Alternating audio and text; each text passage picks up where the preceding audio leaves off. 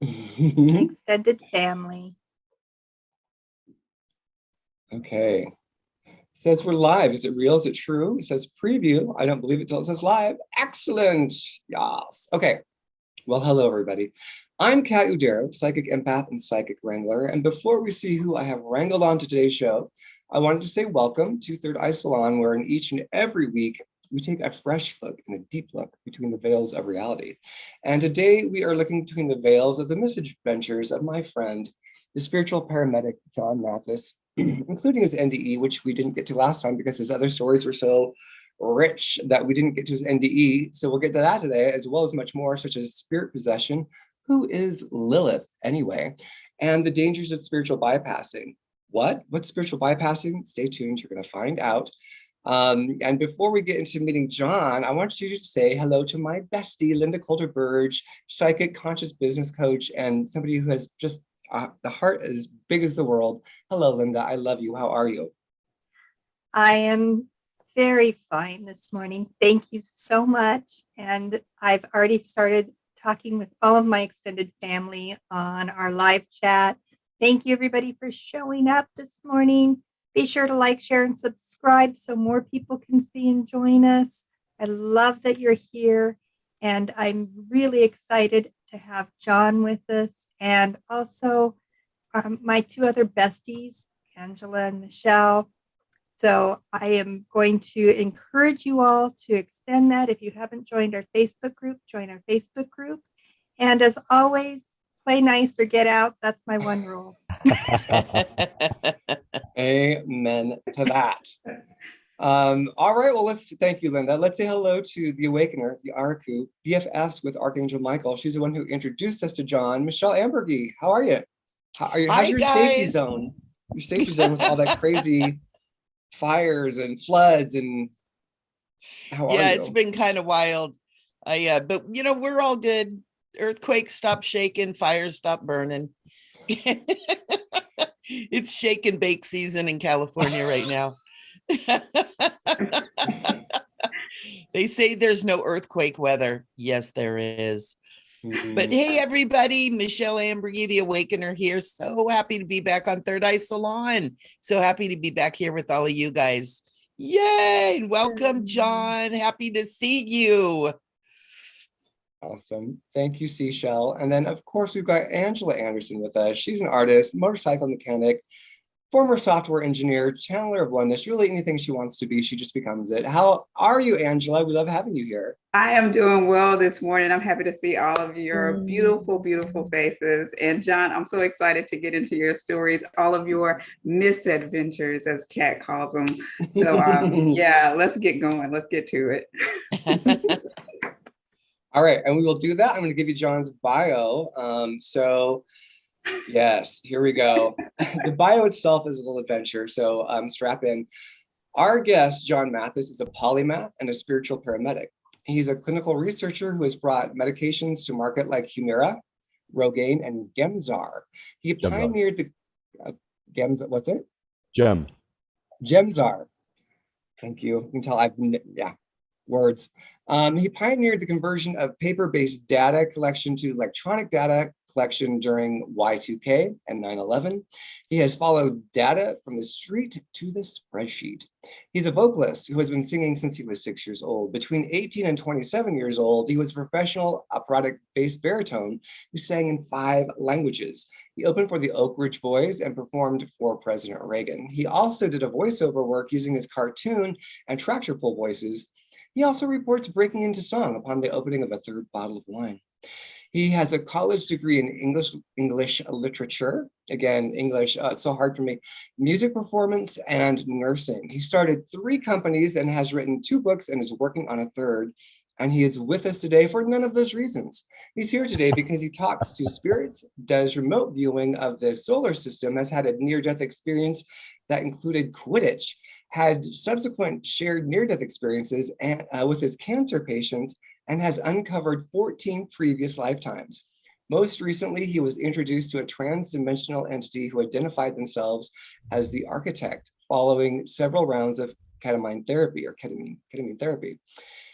He calls himself a metaphysical practitioner, an alchemist, and a meat suit driver. Today, we're going to pop the bunghole on this keg and partake of what we find. My friends, our guest and the author of this intro, John Mathis. John, how are you? Who the hell is this guy, man? I got to meet this dude. Well, I just feel like it's like, well, how are you not in a mansion? Because you've done so freaking much in your life. Dude, let me tell you, well, I've experienced bankruptcy as much as I've experienced earning. I've had both the yin and the yang, but it's been an interesting ride for damn sure. Yeah, and there's you're so easy to connect to. You've got such a funny yet humble spirit. So, I mean, a lot of other people could just wear this with their ego so hard, and yet you don't. However, there is one request I have, and that is, would you just sing a little bit of opera for us? Are you prepared emotionally, vocally? Are you prepared?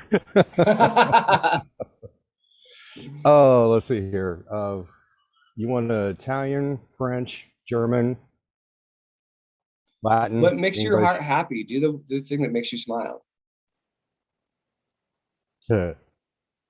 My lodging is a cellar here upon a cask I'm seated. The choicest wines that heart can cheer to me is freely meted. The cellar man deserves my praise from duty never shrinking. He deftly fills the glass I raise when drinking.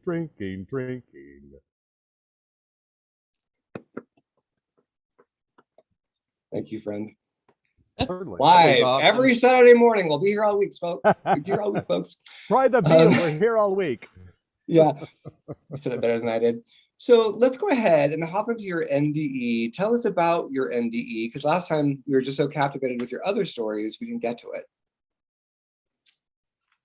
Okay. So like, I give us a died and I little came build back. up. Ta-da. Sorry. I died and I came back. Ta-da. Ta-da! Yeah, give us a little intro.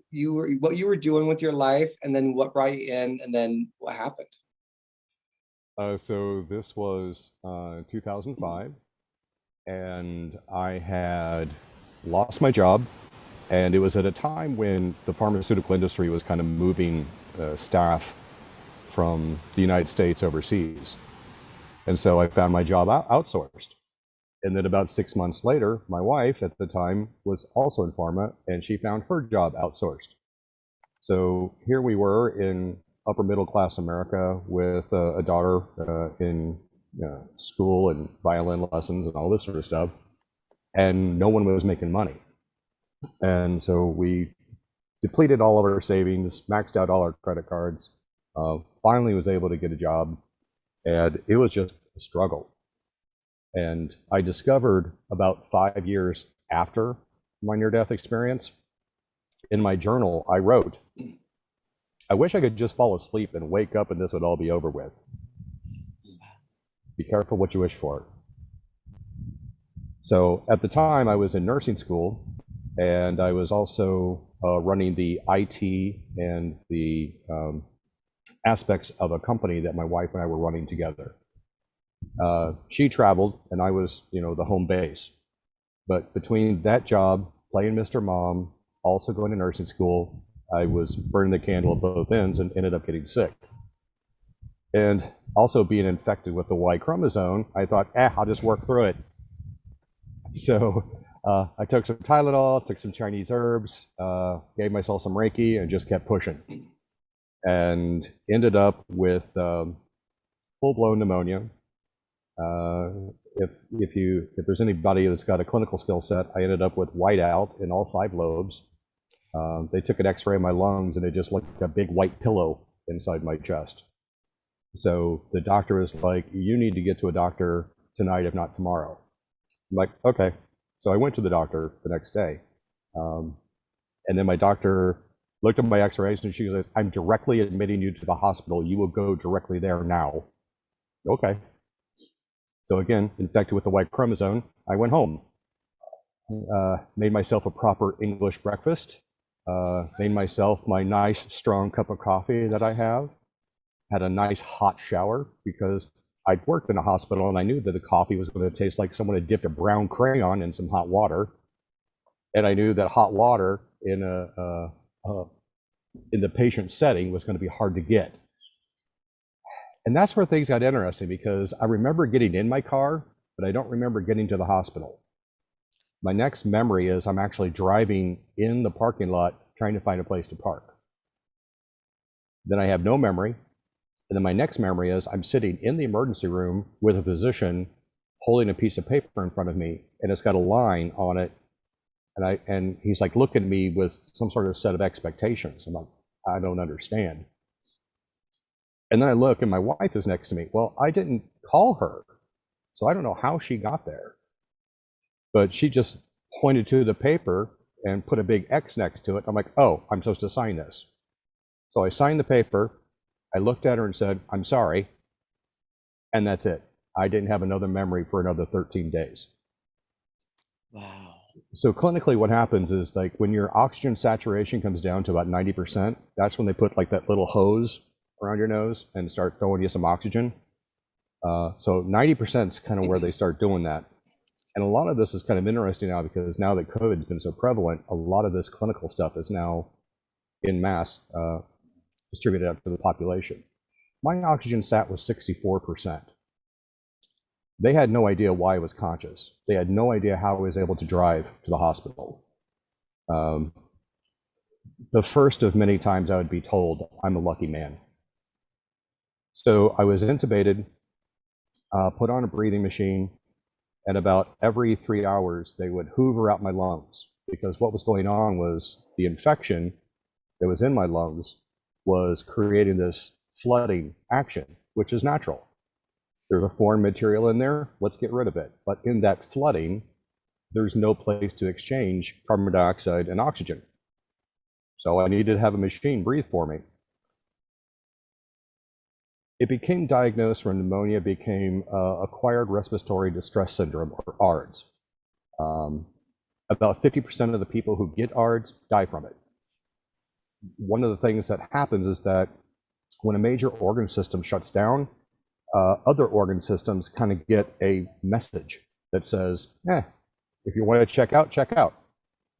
So after my lungs failed, my kidneys failed. I blew up to about 420 pounds. All the fluid just built up in my body. They have this thing called edema.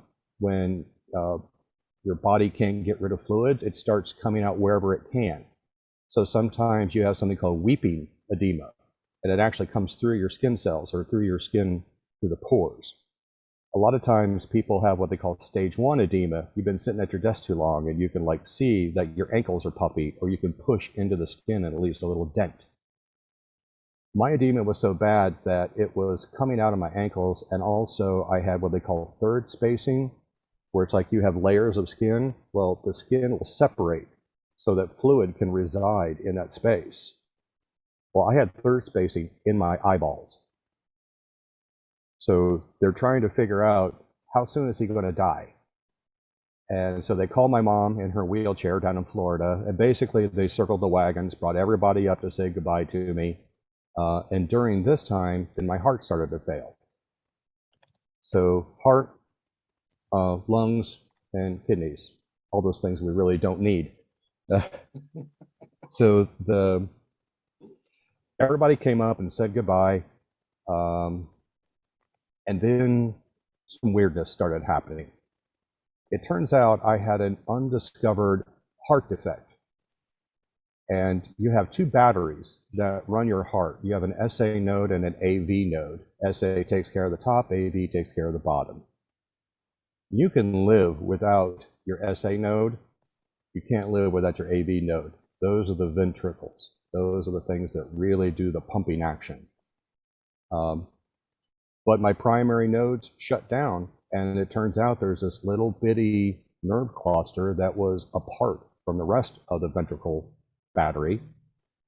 And so I had a ventricular rate of about 18 to 20 beats per minute. I can't run a race with that, but it kept my brain oxygenated. It kept me alive. And so while I'm lying there in my coma with the machine breathing for me and slowly blowing up like a pillow or the Stay Puft Marshmallow Man, I was still getting oxygen. And then something happened. To this day, they don't know why. But on day 13, all of a sudden my kidneys clicked on, and I'm peeing like a Russian racehorse, and all these fluids coming out. And when the kidneys restarted, then it was kind of like a message to the heart.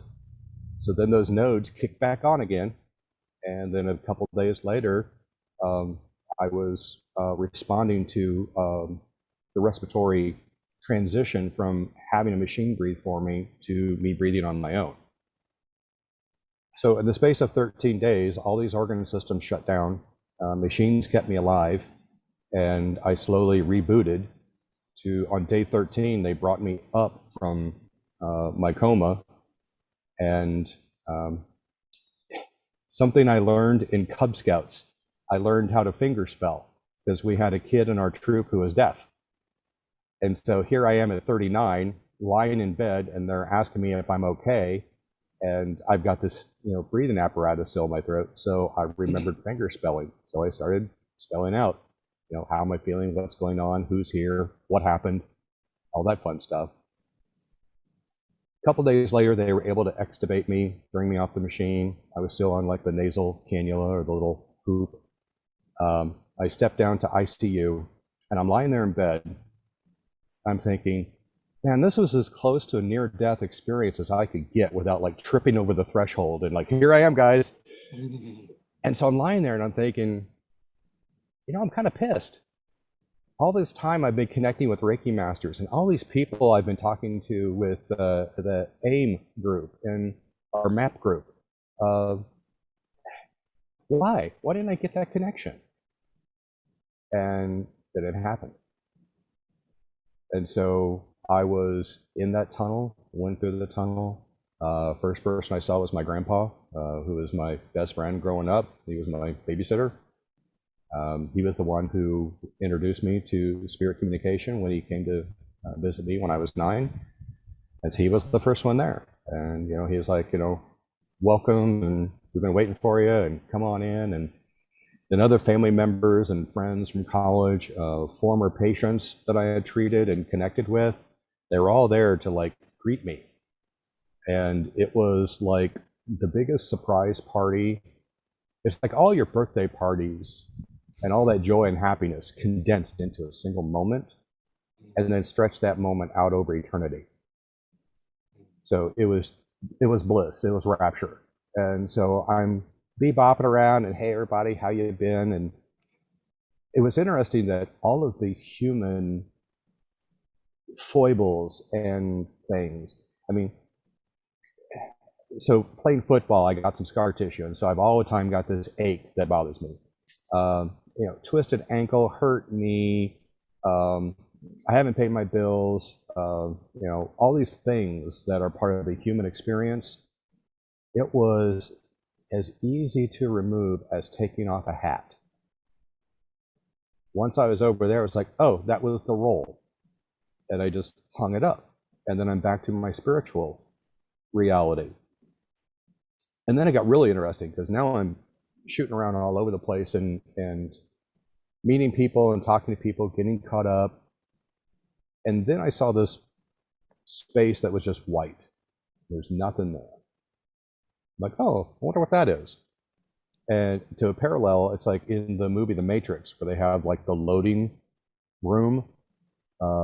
It's like a room all in white. And whatever you need, you ask for, and then, or Harry Potter, room of requirement. So in this white space, I see a very, very white space. And because there's nothing for perception, it's like, I don't know if this white space is minuscule and right in front of my forehead, or if it's as big as a planet and it's on the other side of the universe. But I look at it and I'm like, I wonder what that is. And then boom, immediately I'm right there in front of it. And I said, what are you? I said, I'm everything. And me being me, I was like, well, that's got to be cool.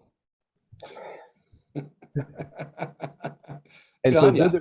yeah, and then there's a sense of, I want to show you something. It wasn't said in words. And that's kind of where the conversion starts taking place. Is like when you first get over, you're still using words, but once you take that humanness off, you become energy. And so in that energetic exchange, I have to use words to explain it to you, but it's not words. And so it's instantaneous. But there was a sense of, I want to show you something. And this little tendril, silver white neon started to come out, like heading towards me. I'm like, oh, you want to connect? You want to show me something? Okay. Zip. And then immediately it was like being connected to electricity. And there was this information exchange. And it was kind of like a, whoa, buddy. But then I accommodated to it. And it stopped, and it was kind of like, are you okay? I'm like, yeah. They're like, good, boom. And there was even more. And so there was a series of 3 or 4 of these where the bandwidth and the messaging got broader and broader until it was like just being encompassed in white. At the same time, I had a symbolic representation of what was going on, is that the first connection looked like a snowflake. And there's just a couple of, offshoots from the center. But like, this is grandpa, this is my family, this is that one patient, this is my dog. And so it was like the core of my human experience were the initial offshoots. But then there was that push of information, and then I saw the snowflake again, and it's much more intricate. And then it was all these ancillary people I had met or things I had done. And then there was another push of information. And then it was, when I had interaction with those folks, then what did they do with that? And so it was the equivalent of doing something like a random act of kindness, but then going from the personal viewpoint to like maybe a director's viewpoint, and then seeing how did those actions affect others. What was that Haley Joel Osment show where Pay It Forward? So you don't really know the effects that you have. And especially as a nurse, it's like, I got you for X amount of time, I'm going to give you the best I got, but then at the end I have to surrender and I don't know what happens to you. Rarely I've had patients of mine show up at the hospital. Once at a research center, this person came back to talk to me. Once in the hospital, I had someone come find me. And then my part-time job was working at a music store. And I had someone come to the hospital to find me. They couldn't find me there, but someone said, oh, he works at this music store. And so they came and found me at the music store. So in those couple of occasions, I've actually had that feedback loop of, I did this then, and then time later, then this is the result, which is kind of cool. So back to that snowflake, as it kept getting larger and larger, it was like, now I understand what you're showing me, that it starts out as a subjective experience, but then now you're showing me the effects I have on all the people that come into my sphere of influence. And I may not realize what effect I'm having. But as it got exponentially larger, then it was just like, I get it. I'm connected to everything and everything's connected to me. And then in my head, there was like this, again, this huge blast of light, almost like a magnesium fire. And in the back of my mind, I heard, he gets it, yay! So at that point, then it was like, okay, now I can come out and look at the snowflake, and now I can insert myself into any position, as opposed to I started out in the center and was like exploring, oh, this is that and this is this. It was almost like a puppy. When you bring a puppy home or something, how they have to bound everywhere and they're just like this manic reaction. That's how I started. I was like, oh, this is all new and blah, blah, blah. But then after that last push of data, now I'm looking at this huge sphere of information and then just like, oh, I wonder what this is. So then now that I'm connected to everything, I'm going to different planets. I'm introducing myself to different entities. I'm looking at reptilians. I'm looking at things that look like humans. I am part of a plant that is on another planet. And really kind of exploring all the different don't say all the different, but a myriad of different existences.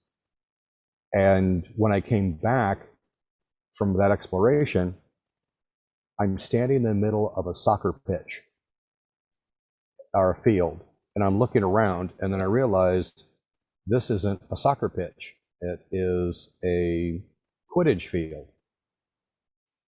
So from the Quidditch field, I look up, and all the audience, it goes up into the clouds. And that's why I was like, oh, this is the Quidditch World Cup. So we go from that to standing next to me is this person, and then I realize this person is George Carlin. And George Carlin is like, hey, everybody, this is John. And the whole place goes, hi, John. And I'm like, okay, this is cool. What's going on? George Carlin looks at everybody and goes, hey, everybody, this is John, and he's from Earth. And the whole place goes, ooh. I'm like, well, what are you going ooh about? And so then the message came back to me, Earth is a hard place. There are people that will not incarnate on Earth because it's so damn hard. And I'm like, okay, I'm not going to dispute that. But what came back is, again, there's this, you're standing in among the heavenly host, and you're with all these people who have all these knowledges and experiences, and they're in awe of you. And that didn't make any sense. So I was like, okay, why is that? And so they elaborated. There are all these places on Earth. There's all these places in the universe that you can be. But Earth is the only one that has duplicity. Sorry for the distraction. I'm plugging in my computer here. You're just doing it so well. It's like, wow, he can give us a tour of his house and hold an entire conversation. It's amazing. So it ended up with them saying, look, Earth is hard. Earth is like a master level class in existence. And you start out being things like a plant and like a rock strata because it's pretty simple physical existence. There's also places that are simple spiritual existences where you have no physical corporeal self, but you still have a learning process. But over time, it just gets more and more progressive and more complex. And it's like, once you get to a master level, that's when you have the option of coming to Earth. And Earth, again, it has a physical existence, it has a spiritual existence, but the thing that makes it hard is that there is duplicity. There's lies. People tell you one thing, but they'll show you something else. And so then it leads to your self-discrimination. It's like, did I really see that? Is that really what's going on? And so there's this complexity. And when you come in with like a pure heart, or you try to be that pure self when you were first incarnated, and you don't have all of the gook from living here on Earth, then it's easy. But over time, we collect these traumas, which again, I've talked before about that. It's like, you can choose then, I have this event happen to me. Is this training or is this trauma? Is this something that I can incorporate and make a tool and put in my toolbox to serve others later? Or is this something that I'm going to use as a wound and then use that as how I define myself in this reality? I wish I could tell you that I was this illuminated person and went for the latter, but no. I walked around as a wounded warrior and was, beating my chest and renting my clothes, trying to get people to be impressed of, how tough I was. But in the end, no one really cares, because they got their own trauma. They're doing their own thing. They're suffering as well. And so the way to really, in my opinion, to make the most of this experience is to realize we're all in this together. And Ram Dass had this great saying, in the end, we're all children walking each other home. And so when I come against people that, are Trump supporters or anti-vaxxers or flat earthers or whatever is contrary to my own training and upbringing, first of all, I have the knee jerk. I'm not going to lie. I have the knee jerk reflex of, what radiation did you get subjected to? Did you stand too close to the microwave at the 7-Eleven? And this is why you think this. But then I realized that Earth has to be the place where there is an antagonist so that you can be the protagonist. Some people have a spiritual agreement to act out as the antagonist so that you can have that protagonist experience. And again, that's why it makes Earth so complicated, is that, again, this comes from the last push that I got from the snowflake experience was everyone here is a spiritual master. Everyone here, to be on Earth, you have to be at a master level because it's so hard. And again, kind of interfacing with some of the souls over there, it was like, yeah, there's no way in hell I'm going to Earth. That place is a shithole. We'll stand over here. We'll watch you. We will have the experiential experience through you, but we will not go there. And so that's why I got the kind of push of admiration, appreciation, a sense of someone who's an explorer. And like when you come back to your town and tell your stories, the whole town would want to come in. It's like, oh, tell us about the outside world. Well, that's kind of like what happens over there. So each one of us, it's kind of like we're like a social media channel, or like we're reality TV for the we're reality TV for them. Oh, I wonder what's on the Weird Uncle John channel today. Ding, ding, ding. Oh my God, he's doing this. So I want to hop in so we can ask you some questions. I also just wanted to say, like in your story, you're the protagonist, they're the antagonist. In their story, they're the protagonist, you're the antagonist.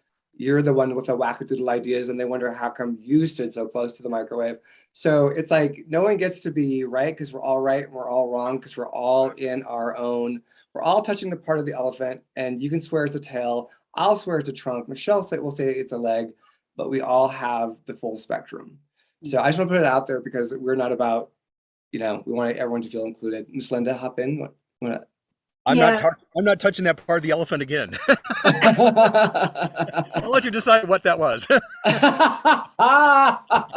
that the tail? I hope that was the tail. That's cute, but can it pick up peanuts? We've gone off the rails. My apologies. No, it's expected.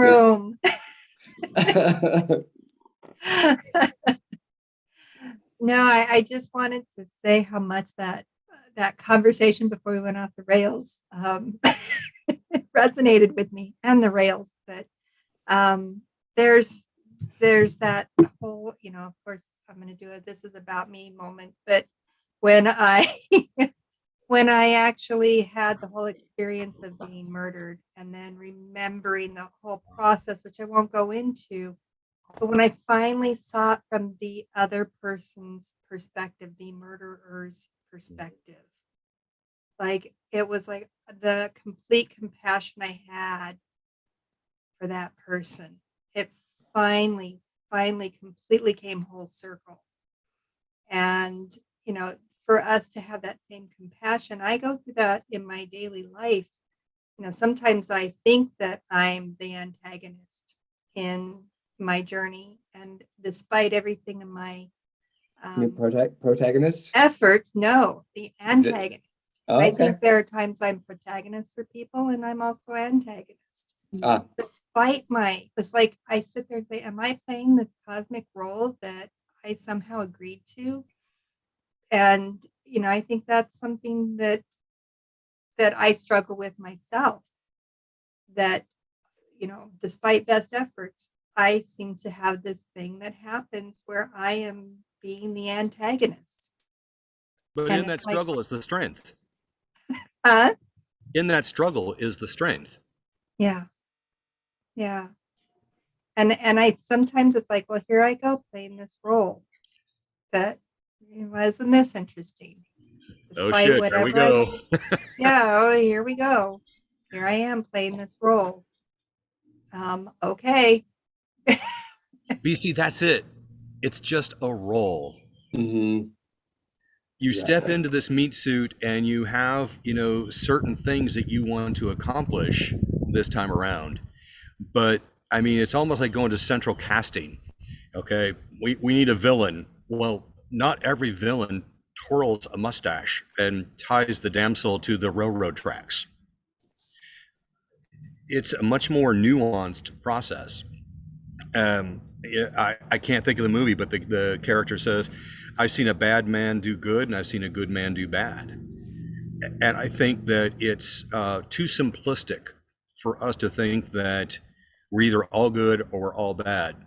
Day to day, sometimes hour to hour, we can be the protagonist or the antagonist.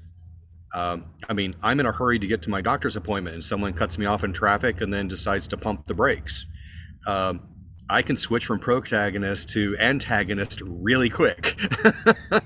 Either that or it's spontaneous Tourette's, one of the two.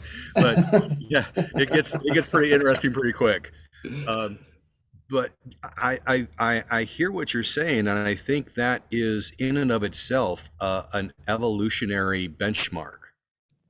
In that you realize that you can be both the antagonist and the protagonist moment to moment. And it boils down to choice.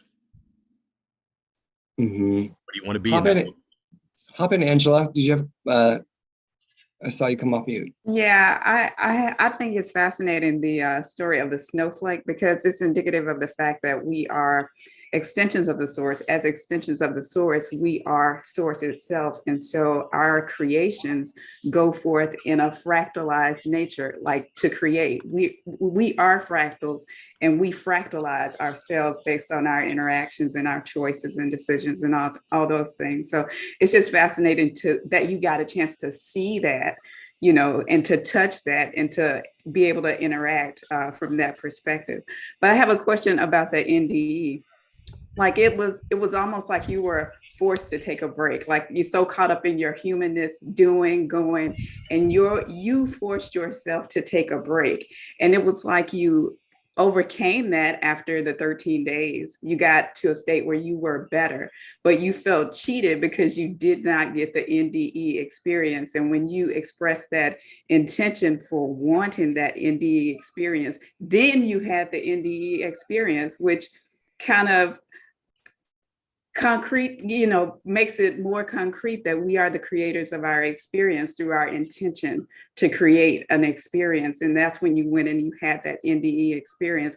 So I'm curious if you, in retrospect, know why you had that break, and then you had that period of overcoming the illness, and then you had the NDE once you chose it. Why did it happen in that way versus having the NDE in the process of going down health-wise? I would say most of my first thought was, wow, she's really hitting the thing that I talked to Kat about last night. And then I'm like, dude, you're talking to a psychic person. So of course they're going to pick up on this. Yeah. So I was talking to Kat during the pre-interview discussion yesterday. I said, one of the things I'd like to be able to incorporate into our discussion today is that even though I've had all these experience in metaphysics, I still have questions. And one of the questions I have is that where does the near-death chapter or experience, where does that come in? Is that something that in a pre-corporeal state, as you're meandering through the cosmic Costco and selecting the different things, you either want to try new or redo again to see if you can get a better score? Is there something on the shelf there that says near-death experience and say, okay, I'm ready for this level of challenge? And if your psychic Sherpa, guardian angel, Earth cruise director says, yeah, I think you're ready, let's go ahead and try it. Or is there a pressure relief valve so that when you are in, again, your pre-corporeal state and making your selections of, okay, what am I going to learn this time around, that when you step into this 3D reality, you are stepping out of this omniscient and you're entering into linear time. And so you can only, process so much backward and forward on this timeline. In this state of limited cognition and awareness, as well as then having free will thrown in, you can really get off track. You can really get into the weeds. And, I thought I was going to be a professional opera singer, and instead I'm wiping someone's butt. I might have gotten off track somewhere. And I just want to clarify, it was when I was a nursing student, okay? It wasn't a weird Tinder date, okay? That's a whole nother podcast. That's the after hours podcast, my friends. Exactly. So I think what happened, and I'm completely wrong because I don't say I'm completely wrong. I just don't know. But that's one of my mental chew toys. Is the near-death experience something I selected because I've got enough street cred after my iterations that now I can accommodate that challenge?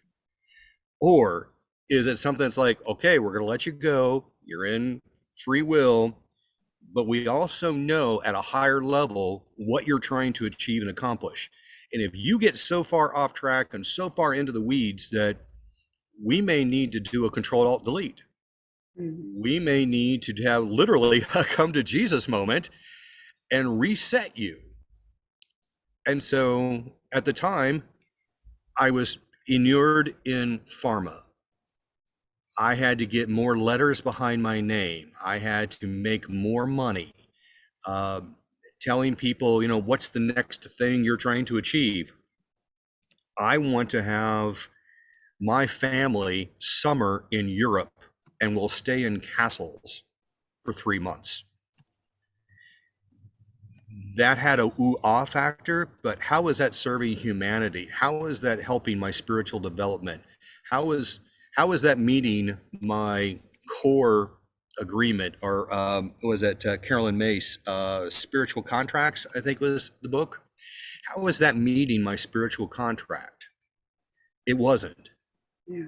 And so what may have happened was I had wrote in my diary, I wish I could just fall asleep and wake up and this would all be over with, which may have been me giving tacit permission for an intervention.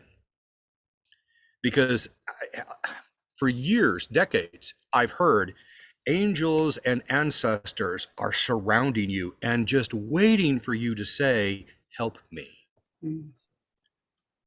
And so again, having the Y chromosome and being stubborn and, I won't ask for directions when I'm trying to find a gas station across town. What makes you think I'm going to reach out to the universe and say, help me with my life direction? I'm going to take my forehead and use it as a hammer to nail a peg into a hole and figure out, why I've got a headache. Whoa. Yeah. So it seems like on some level, this was a pivot point for you. Like most NDEs are for most people, it was a pivot point for you to refocus. Yeah. Well, and that's the fascinating thing too, which I hope we get to, is that, so I had my near-death experience in 2005, but in 2011, I had the opportunity to do research for a group called the International Association for Near-Death Studies, or IANS. And I signed a confidentiality agreement, or a CSA, and then I got access to just over 200 interviews of people who had near-death experiences. And personally, I wanted access because I wanted to benchmark myself against all these other experiences. I thought that over the years of all my metaphysical stuff and out of body and talking to ghosts, that I thought maybe I'm schizophrenic, or maybe I broke my brain. Maybe I have a tumor that I don't understand. I'm trying to rationalize non-3D reality in a 3D existence. And I was coming up short. So then I'm really reaching out for the weird. But then I saw all these other people having these same experiences. And it made me feel so much better about myself that, yeah, I may be different, but I'm not broken. I would much rather just be different than broken. so that's, we'll get to that, I guess, eventually, but Yeah, well, let's do something here. Oh, sorry, go ahead, Angela. Yeah, I have one more question. Seize control. One more comment rather. You mentioned like the lives that we live being reality TV for those in the spirit realm. And I think it's worth noting that we aren't alone. We aren't functioning or operating in this existence alone. We have a collective team of guides. There's not one guide sitting up, you know, just waiting to attend to us when we make that request known. There is a team that will step forward as you have need, and they are watching and learning from the experiences that we have and the decisions that we make, guiding the decisions for us being the boots on the ground and what might be most beneficial for the team as a whole. It's not just about us, it's about the team. Yeah. that's what I think is interesting about the Christian religion. I don't know if it's a Judeo-Christian thing or if it's Abrahamic, but from my experience as a Catholic, my upbringing is that if you need someone to intercede for you, you reach out to Jesus or you reach out to God. Or if you want to bypass them and kind of work the angles, then you can reach out to Mary, you know, but they will all kind of intercede for you. But outside those religions, especially indigenous or in shamanic practices, it's back to what you're saying. There's this whole collective of people, and not just people, but your ancestors, those people who align with your energies and those who are trying to help advance you to the next level. I mean, it's almost like a ghost with Whoopi Goldberg. And all these people just show up in the room and she's like, we all just shut the hell up, okay? But yeah, we're never alone. And if we take the time to tap in, they will talk to you and they won't be quiet. You literally got to. They aren't. I would say they aren't ever quiet. They're always speaking. It's about our awareness and our ability to listen, to tap in, and to not ignore it, to give credence to what's being spoken. Yeah. To discern, absolutely. All right, I want to ask a question, John, from one of our audience members here on our live stream. Oh, is your headphones off? Are your headphones off? Getting the reverb. Okay, so Misty asks, yeah, I did. If you don't mind terribly, I'll give you a moment so you can hear the question. I'll do it while you're doing it. All right, I now feel my NDE was my walk-in experience, what I call my soul swap. I wonder if John feels this as well after waking up from his coma. So the question is asking you if you had a soul swap moment after your coma. No. Angela says no. Angela, then she asked, and then she went, no. Because that's how she channels it. I did. You can see what's happening in the show just by watching Angela, because she'll connect and then her body responds to the answers. Anyway, that's our inside thing. John, go ahead. Tell us about it. So my experience was, no, it wasn't a soul swap, even though I do understand the concept of walk-ins. Junvalo Melchizedek, I think was the name of the first time I experienced the story of someone being a walk-in. And then I've also had the experience as a clinician, is that I've had people who have expired, and when they come back, they have a different personality. It's like they have the facts of who this person was, but their personality is different. But neither here nor there. For me personally, it was like I had gotten so far off track of who I was meant to be that they had to intervene. Or I was so tired of playing the role of Sisyphus and rolling that rock up the hill that I finally got to a point where I was like, okay, I need help. Will someone please intercede? And buddy, I got it. Okay, Seashell, hop in with your thought. You know, I do. I have a thought. I'm kind of, as you're talking, John, I'm kind of going over here and having my own experience.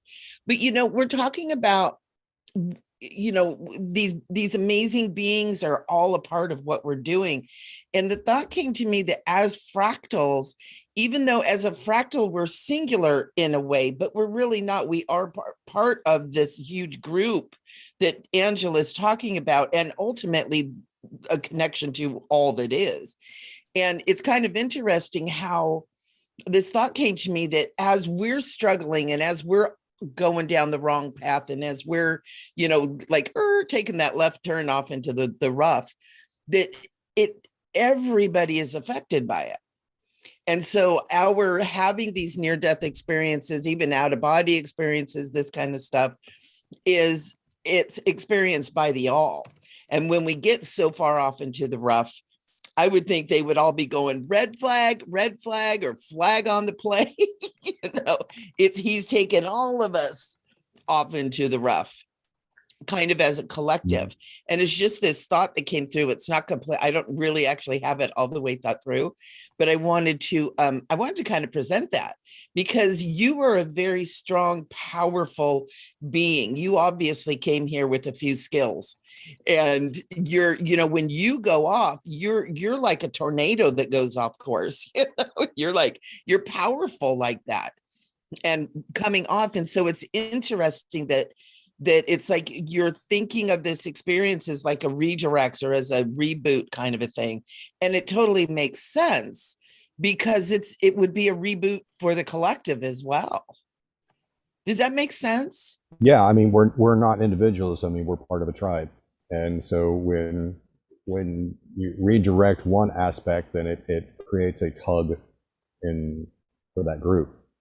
And I actually think that was one of the challenges I set up for myself. So, I come in as this pure being, and then, I have a dad who never finished high school. But his motivation to me was earn, which is not uncommon for one male to pass on to another male, because largely that's how society measures us, is how big is our paycheck.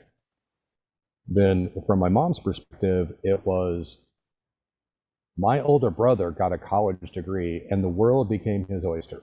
And so you need to get a college degree to have the benefit that he got and that I never had, because, girls don't go to college, boys do. At least that was the generational thought. So again, my programming was make as much money as you can and go to college. And so, all right, that's my marching cadence, and that's what I'll do. But then that sets up other things. Yeah. And so I ended up being married to someone who, yes, they had a very spiritual component to themselves, which drew me to them. And there was also some musical and some theater and some other things as well. Also a Hooters calendar girl, which didn't hurt. But over time, that changed from spiritual development to materialistic development. And how big of a house can we get? How good of a car can we have? And I know now, I didn't know it then, but I know now that both of us had abusive childhoods. And while mine was physical, hers was emotional. And so she was trying to establish her value, as was I. But I measured my value in how many letters do I have behind my name and how much money do I make. She measured her value by how much cool stuff do we have. And so things like, we have a perfectly good dining room, but we need to tear up all the floors and put in 8-inch wide bamboo. Okay. She was interested in herbalism. And so it's like, oh, I found this nice little IKEA thing that's got 144 drawers and blah, blah, blah. It's a couple $100. No, we had to order an apothecary cabinet from China for $4,000 and have it shipped to us. Yeah. So it was, we were both trying to fix ourselves and fill the void that had been installed by our parents. But we got off track. And instead of filling that void with things that were healthy or spiritual or positive in nature, they were negative. And it's hard to discern that when you surround yourself with people who are invested in this reality. And they too measure, how good is that garden tractor? Oh, you've got the 100 series? Well, I got the 120 series. Well, yeah, I got the 120 series with the leaf catcher.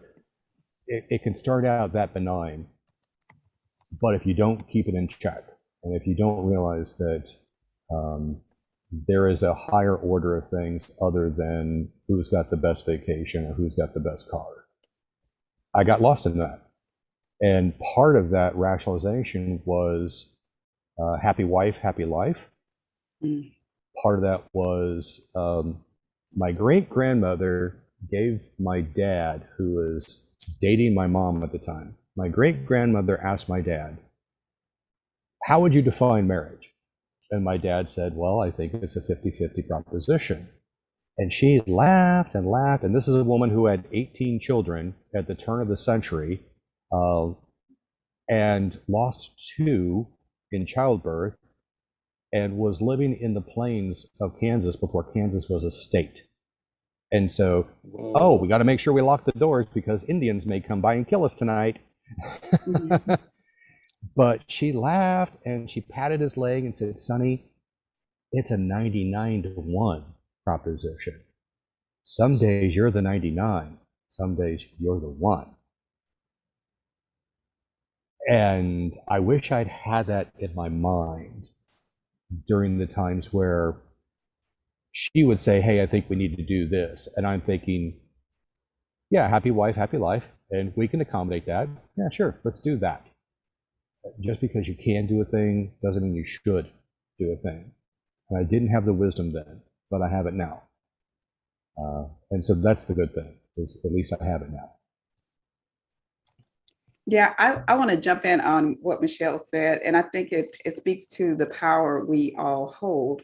If in every moment we choose love rather than operating based on fear or what we've learned, those traumas, if we can stand in a space of love operating from the heart, then the world around us changes. All those fractals that go forth as an extension of us are based in love. And so that's how you can change the world that exists around you. That's the power that we each hold. And I don't know that everybody gets that to the degree that it exists, because that is a powerful thing to know. That's a powerful aspect of being, is to be able to choose love. And that's yeah. So I agree with what you say. Yeah. But I think where the difference for me was, how do you define love? This is true. Yeah, based on those had, traumas and everything correct. else, it alters the perspective. Yeah. My wife had these traumas, and I had the ability to give her something that would ease that trauma or ease that pain. If bamboo floors make you happy, we'll put down bamboo floors. Not everyone has the ability to do that, but we did. Okay, if that makes you happy, let's do that. But I guess in that period of acquiescence, that, I think every good relationship, especially a marital relationship, has to have this healthy balance of push and pull. You don't always give in to what your partner wants. It needs to be a cooperative agreement. But I was so focused on trying to satisfy and make her happy because, again, as an abused child, if I can make my dad happy, then there's no abuse. So this sets up this pattern of, I'm just going to keep making people happy. Well, 7 years into the marriage, it's like, okay, you're going on vacation with our daughter to Europe, and I'm staying here and cleaning up dog poop out of the yard. What happened? And then after my near-death experience, I had the reboot. And so I came back and it was like, hey, all that money we saved to go tour castles in Europe? Why don't we buy a bunch of medical supplies? And because we both have medical training, we can, help. But let's drive all these medical supplies out to the Four Corners area, out to the reservations, and let's give that medical care to those people that really need it and don't have access. And she looked at me like, where the hell did you come from? And so from her perspective, it's like, imagine opening up your computer. It's still got the same stickers and dings and scratches on it. But overnight, somebody went in and they installed an operating system or a motherboard from 20 years from now. And so you open it up and it looks the same. It still has, you know, the goo and the sticky part and that key that doesn't behave just quite properly. But everything is so different. The experience is completely different. And that's what my wife had to deal with. You know, this was the guy I married who was going to make a bunch of money, get letters behind his name, have this really impressive business card, and I get to be associated with that, which then increases her street cred by association. And then I come back and say, yeah, I just want to quit all of that. I want to spend our money doing beneficial and altruistic things, and I really don't care about castles anymore. That's a huge diversion, and it was irreconcilable. But she has her own path, her own lessons, and I've got my own, and I think that near-death experience, again, getting into the near-death experience or paradigm, half the people come back knowing what they need to do, and the other half don't. And the half that come back that don't, they change their job, they change their religion, they change their spouse, they change where they live. I mean, it is a Control-Alt-Delete on their entire lives. I don't know, do you want to go that direction, Kat, or do you want to go back to the snowflake? Well, I want to ask Angela, because she's got such a good flow. Because I mean, I've talked about in the intro that we were going to talk about Lilith, spirit possession, and spiritual bypassing. We have about 45 minutes left. Might go a little bit over if people have time, just since we got started a little late. So it's just that your stories are, there's so much to unpack every single time. No, keep your clothes on, sir. Young man. Oh. Did you get the t-shirt? Oh. You never know where it's going to go with John. So you have to say, talk so we can see it. You are a spiritual badass. Act accordingly. Actually got the shirt made. That was from the last show. Yeah. Or actually from our Third Eye Saloon. That's awesome. I thought we were going to have a risque moment there. We've already Angela, had that. would you ask for us if it's best for us to expand further into NDE experiences, or to switch over to talking about spiritual bypassing and Lilith and golems, which I'm keen on. Golems. Yeah, we can move forward. I just wanted to say though, with the relationship, which direction? I just wanted to speak to the relationships, because that could be a whole other show, using the mirrors to see yourself in relationships, because I'm in that same situation now, although we are able to work through it. It's a process of growth on both sides, but it takes that willingness and that concerted effort to see each other and see the mirrors reflected in the other person, and to be able to work through those and grow together, because that pretty much kind of happened in my life too. But we can move forward, because that would be its own show, about 2 hours. Yeah. If All you're right. keeping track at home, we're up to 19 shows now that we can derive from this. Right. It's true. I was talking with John last night about his experiences of going into the earth and going into the moon and what he saw. I was like, uh-oh, show number three. We can't do that tomorrow. So what I would like to talk about, I just want to make sure we're going in the right direction. Do y'all want to, I guess maybe I'll ask the audience, do y'all want to talk about John seeing people die, or escorting, English so hard, escorting them out and having shared NDE experiences? Or do you want to talk about who Lilith is, spiritual bypassing, golems, and that stuff? Maybe we can get some commentarinos in the thing. Did you have, speaking of somebody, we've got somebody who's doing some crap in our chat. So would you guys all go ahead and let us know what you would be down for in the chat, while I get rid of this person who's trying to. And I already took care of it. My realm, Okay. play nice or get out. They're gone. Okay, I got rid of them too. Okay. Come on, people. I know. Well, it's just that's what's going to happen. They're opportunists. All right. Well, I guess we need to wait for people to gone. respond. Okay. They're gone. I took them out. All right. Thank you. Play nice or get out. Na, na, na. Yeah, the bouncer. The bouncer. I am the bouncer. Spiritual bouncer. Okay.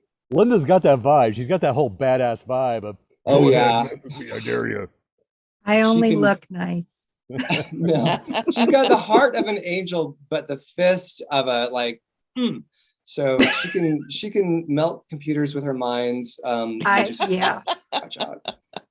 All right, so I'm not getting a lot of action. Let's talk about, see, I feel conflicted because I could go either place. What did you get, Angela? Did you get any direction on that? Or anybody else? Your choice. Yeah. Oh, all right.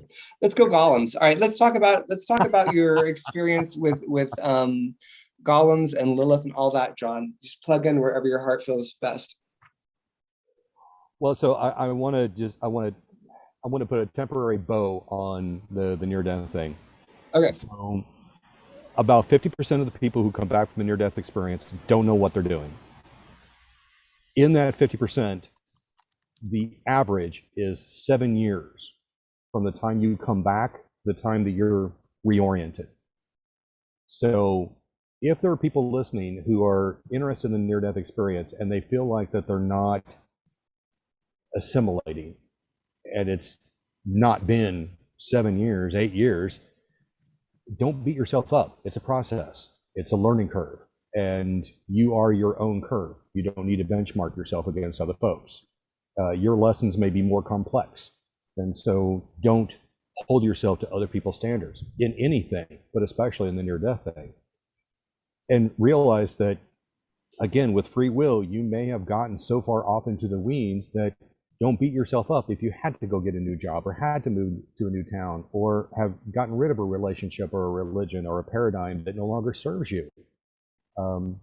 Sometimes you need to let go of things, and if you don't let go of them, they will be stripped painfully from you. But in the end, when you come out the other side, you'll be like, oh, wow, my life is so much better because it's no longer in my sphere. So I just want to make sure that if those folks are listening, don't beat yourself up. And also, if you will go to IANDS, IANDS.org, or if you go to assist, ACISTE.org, those are both two entities out there that help people re-assimilate. IANDS is more about the education process, and assist is not so much focused on the near death, the death aspect of it, but that whole spiritual epiphany that happens. And then how do you reintegrate that into the world, which doesn't really put a lot of street cred in spiritual development as much as materialism. And so how do you reorient to that? So I just want to make sure that those people have those resources before we move on. Beautiful. Scene. and scene. And so now Lilith. Now we'll talk about people. So now we'll talk about let's go on Lilith. Yeah. So okay, so when I was living down in Sarasota, I had a couple of interesting connections. One was with a coven that was down there, and another was with a group of spiritualists.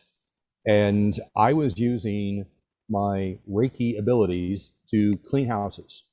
And this is before I moved to Florida. So I was part of a paranormal research team. We'd go out and do an investigation. And if it was something rather benign, no big deal.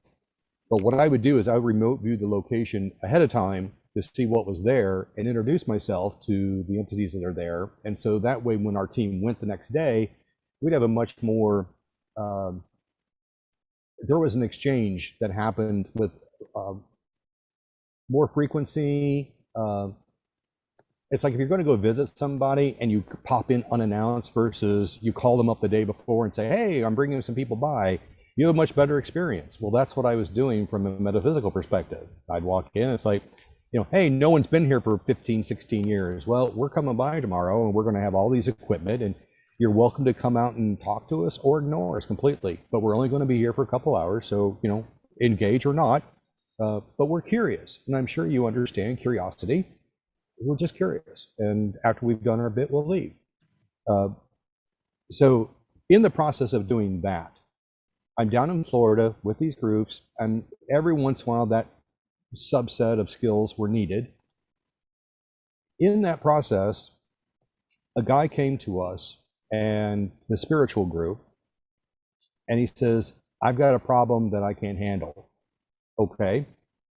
And this guy had been married, had, you know, a boat and the car and the house and, you know, traditional, you know, kind of setup. But he was also psychic, and he didn't like to talk about it. He was, you know, pretty conservative in his, you know, life structure, but it really helped him as a police officer.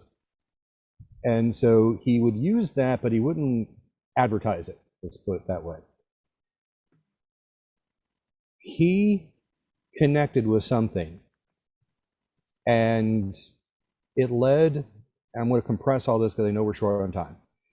Okay. He ended up losing his house, losing his wife, or she left him,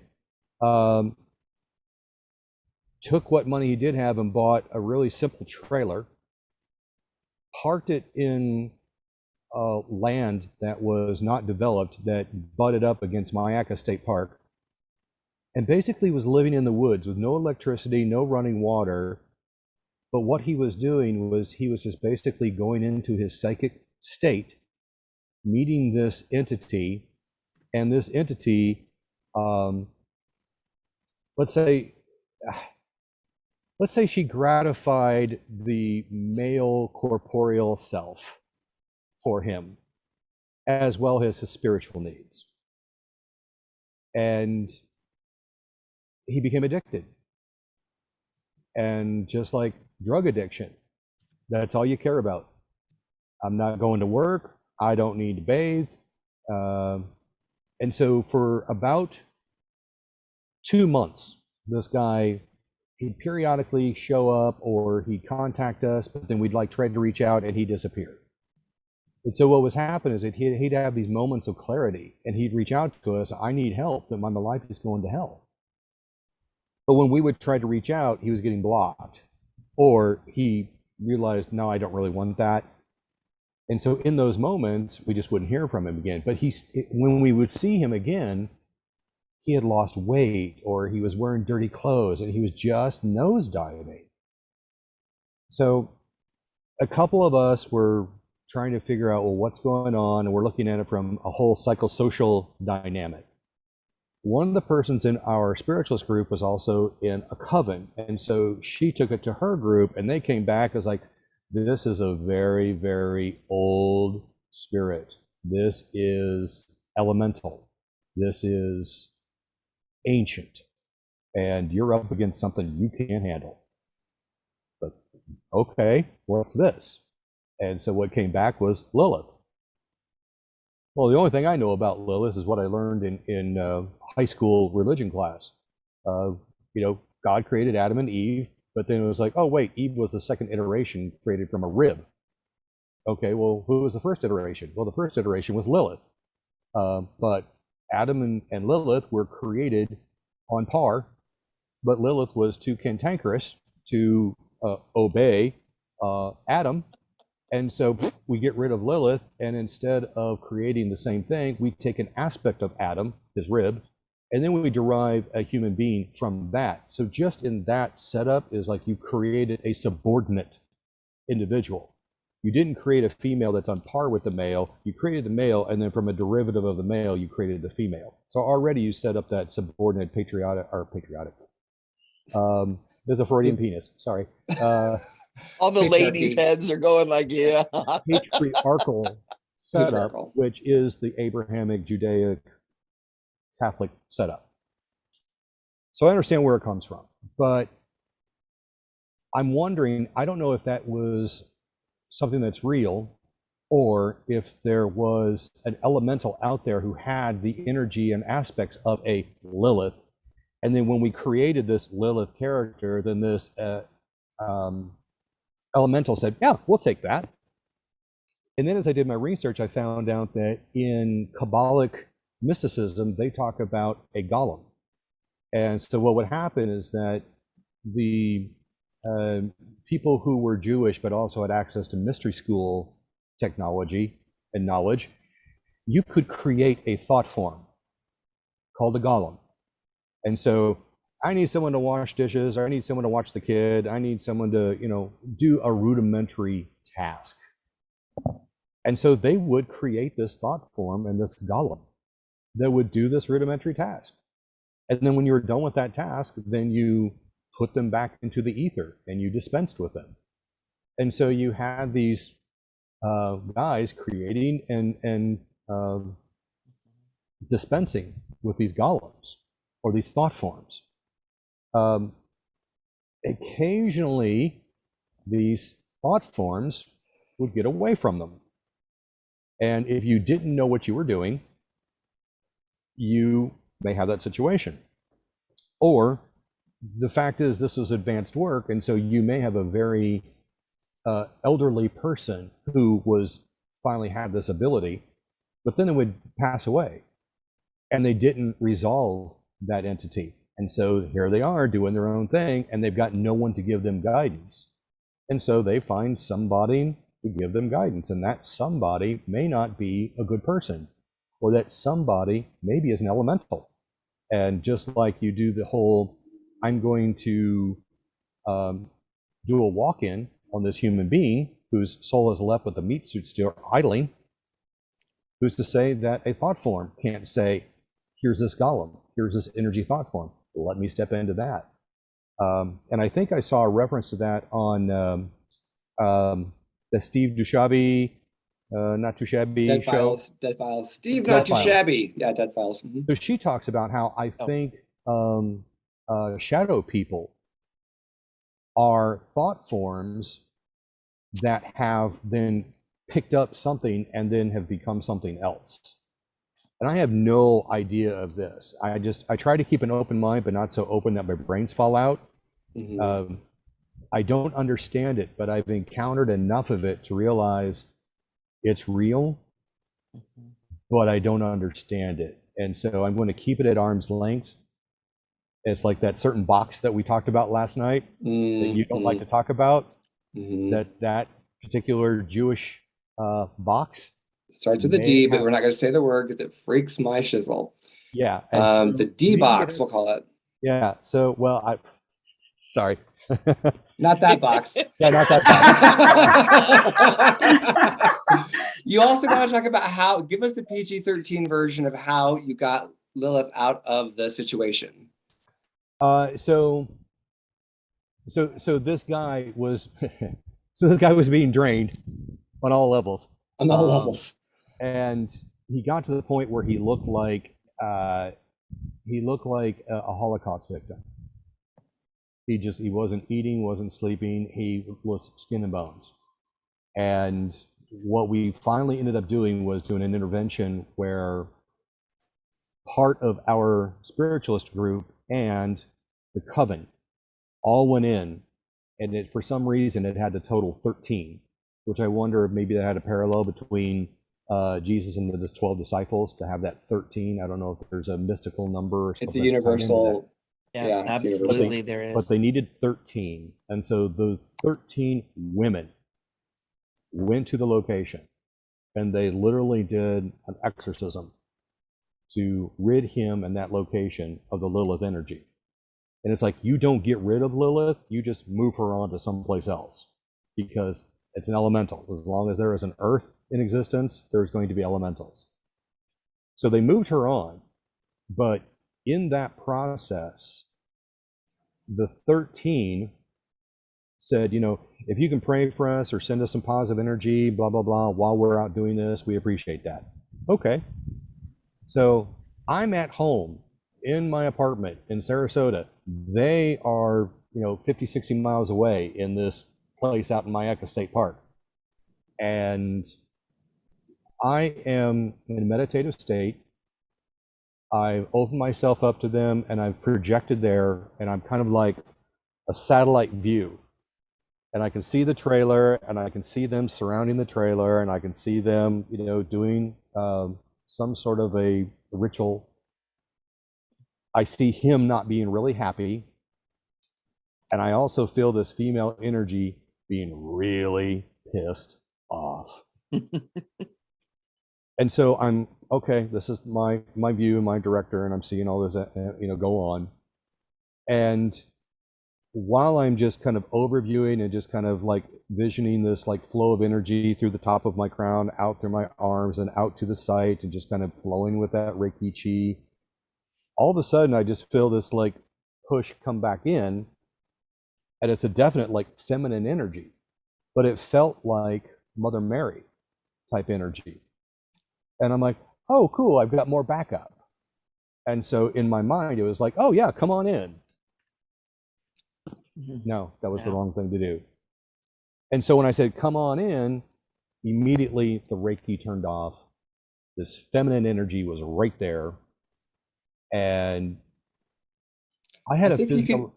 I had a cigar. You can use your cigar as a metaphor for what happened next. Yes, I mean, I'm literally sending Reiki remotely. I get this push of feminine energy, and all of a sudden, Mr. Happy decides to make an appearance. What the hell is this? And that's when I realized, oh my God, this is Lilith trying to find, it's almost like a Horcrux. It was like when it tried to find some place to go, and it was being pushed out of person A. It was like, I need to find person B. In the immediate vicinity, they were smart enough or knew enough to have no males in there. So Lilith's like, man, I don't want any of this. But here I am, physically remote, but apparently energetically right there. And again, that sacred rage that I talked about in another discussion we had with the attempted possession in Stokely Mansion. Oh yeah. That same type of sacred rage came up, and it was just like this wellspring of anger and energy, and that whole like no push. And again, my physical body, as I'm lying there doing the Reiki, all of a sudden it had a startle reflex, and bang, I'm awake. You know, I'm reintegrated. My energy, my personage is not there. But just that small moment of connection, I probably spent about 2 to 3 months of occasionally thinking about that experience. And it was dangerous and yet titillating at the same time. And I'm sure we all at least know of relationships, if we've not had them personally, where I know this is a toxic relationship, but but no. Yeah. Angela's like, yeah. Right. And so, yeah, it was, I guess it was akin to addiction. I got a hold of something that was unlike anything I ever felt. Man, did it feel good. But oh my God, I realized that I'm on a precipice. And if I pull that trigger, oh boy, I don't know if I can come back. So that was my experience with Lilith. I have a question. So, I knew you would. Okay. Everything is perspective, right? Everything is about perspective, and you can choose to see things one way or you can choose to see them a different way. But I'm curious to know if you've ever had a Kundalini experience, a Kundalini awakening. Because sometimes those things can happen and it can be so startling because they can feel like a sexual arousal, right? But that's not necessarily what's taking place. What's taking place is the Kundalini is being activated to a greater degree, right? And it's beginning to rise. And for a man, it could cause an erection in a man because it's stimulating the Kundalini to rise.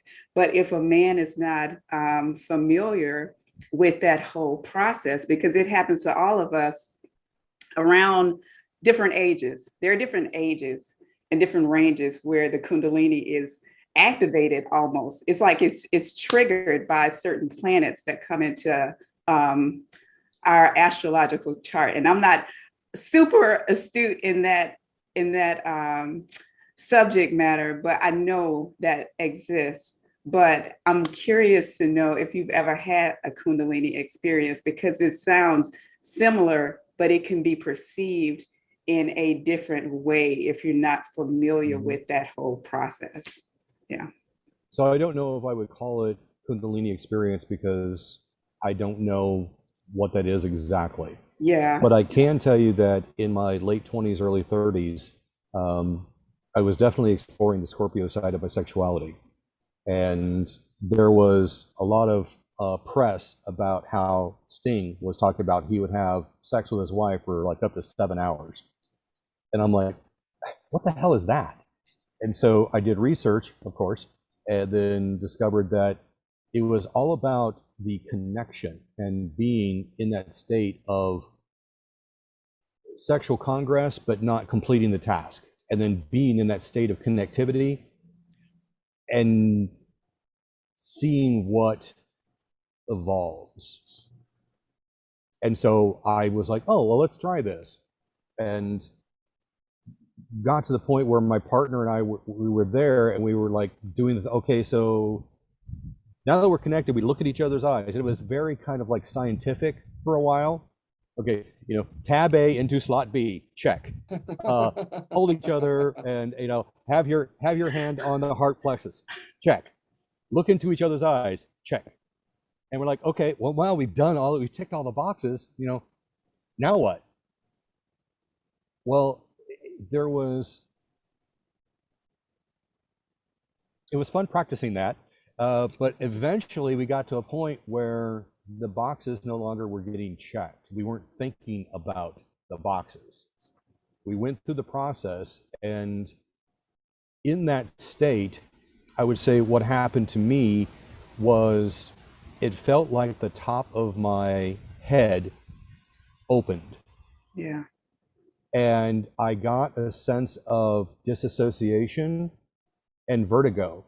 I Yeah. got a little bit dizzy during that process. And then again, it was like my memory was, oh my God, I'm starting to have an out of body experience while I'm having sex. Yeah. Holy cow. And so it was surprising, but it was also interesting and fun. And so there was all that kind of like swirl of emotions and stuff going on. So if that was a Kundalini awakening, then yeah, I guess I've had that. Yeah. But what this was, it was more intrusive. Rape is way too strong of a word. But that whole sense of you're making my body do things that I don't want to do, and I'm uncomfortable in this. Bad touch. It definitely had a bad touch vibe. And it was like, the same thing was like when I was in the basement with that male ghost who wanted to sodomize that child. My body was doing things where it's like, I don't like this. And I don't like losing myself to this spirit that wants to start driving my meat suit. This is me, my meat suit. Get the hell out. And then that's when that sacred rage comes in and says, no, out. Yeah. You know, Michael talked to this last week about discarnate spirits and entities that just kind of hang around, don't really know that they're dead, liked or attached to sex or alcohol or things of that nature, and just kind of hang around and will be when they can find a suitable person to attach to, one who's operating at that same vibrational frequency, then that attachment becomes ideal for that particular entity to attach to. So that's as much as I know. Well, and that's one of the things I learned early on when I was doing paranormal research, and we go out to haunted places or graveyards or whatever. And when I was teaching classes, there was a graveyard near me that was abandoned, and I'd been going out there, and they knew me, let's put it this way. And so I would bring people out. And so it wasn't offensive to them that I was bringing people out, but that's how I introduce people to what is the feeling of having spirits nearby. You know, and some people, they get a cold chill, or some people have a different sensation. Some people feel it in their gut.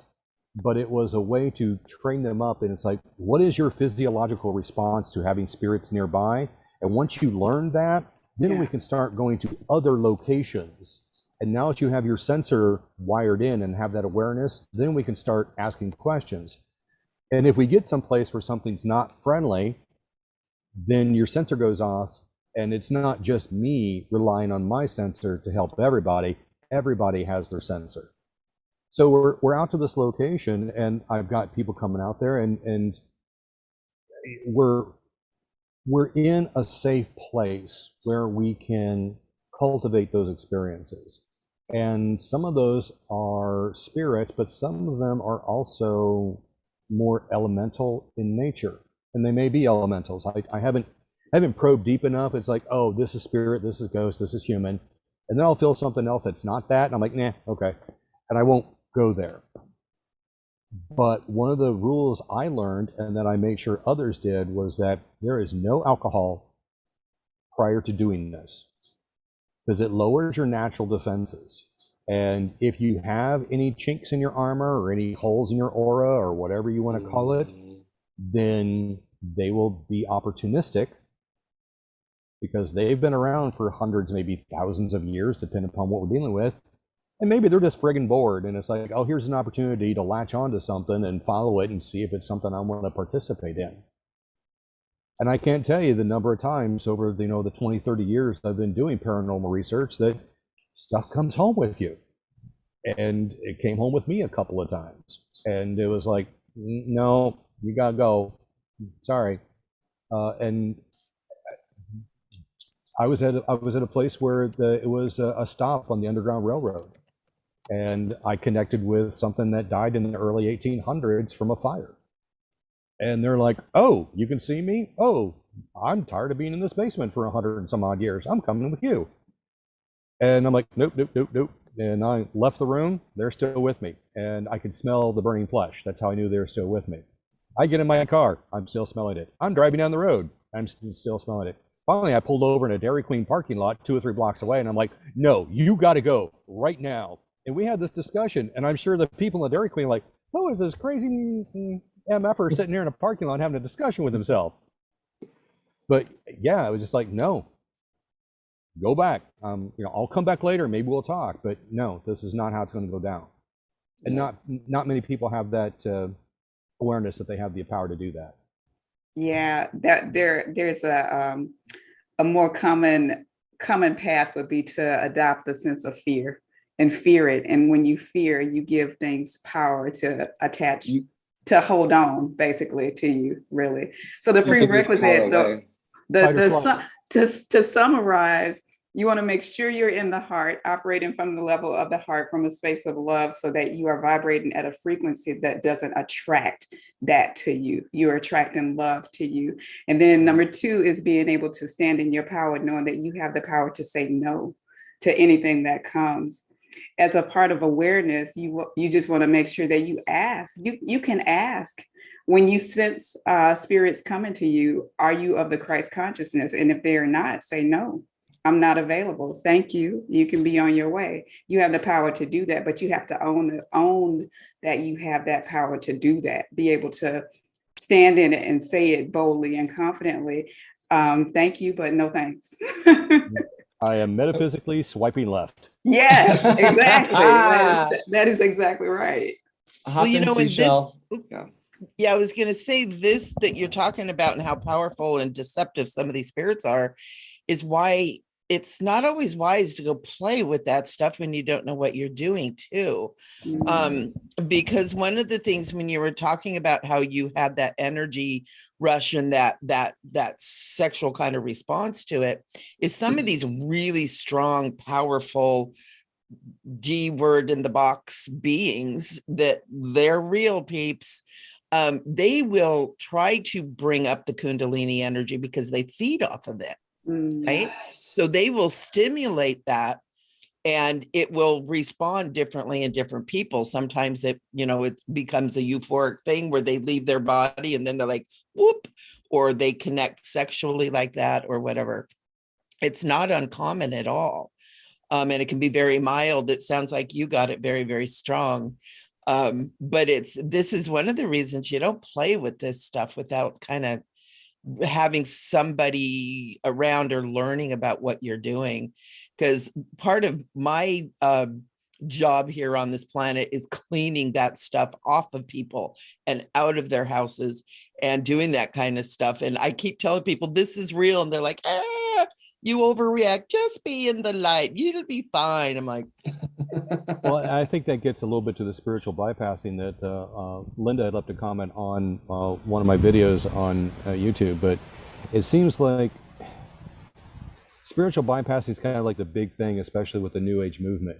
But really what it is in the sense of at your base nature, the human animal is either approaching pleasure or trying to avoid pain.